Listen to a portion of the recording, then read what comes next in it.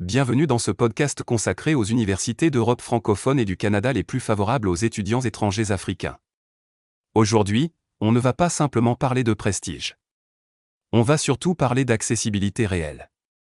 Quand on dit qu'une université est favorable, qu'est-ce que cela veut vraiment dire ? Cela veut dire qu'il ne suffit pas d'être admis sur le papier. Une université favorable est d'abord une université où le dossier académique a une chance réaliste d'aboutir. Ensuite, il faut une procédure claire pour les étudiants étrangers, avec des délais connus.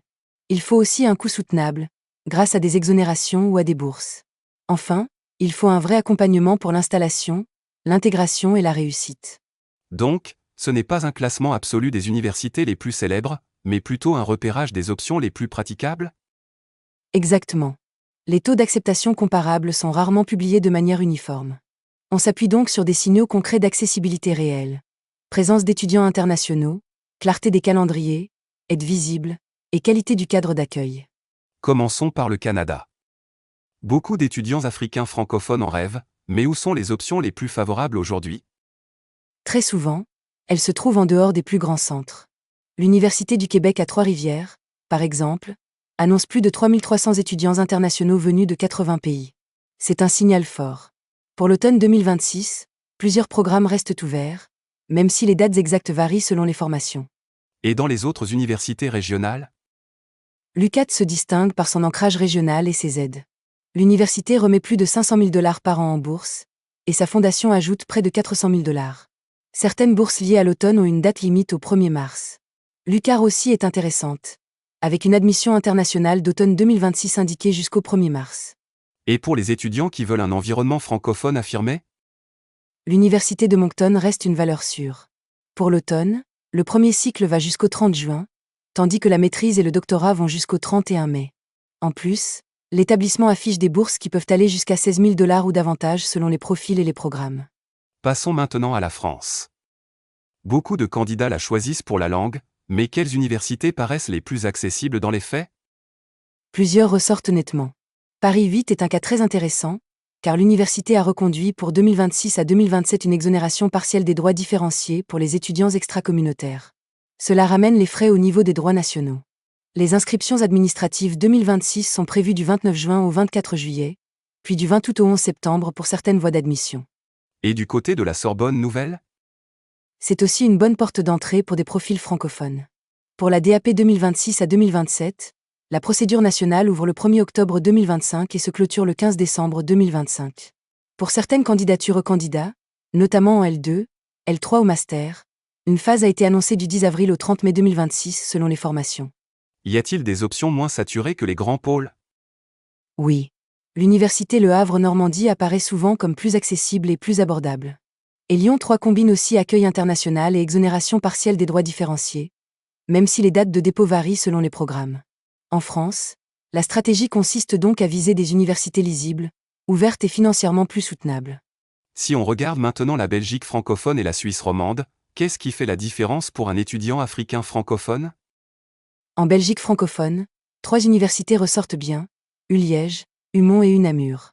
Liège a publié pour les étudiants hors Union européenne une ouverture des demandes au 18 février 2026 et une clôture au 31 mars, avec finalisation avant le 1er avril.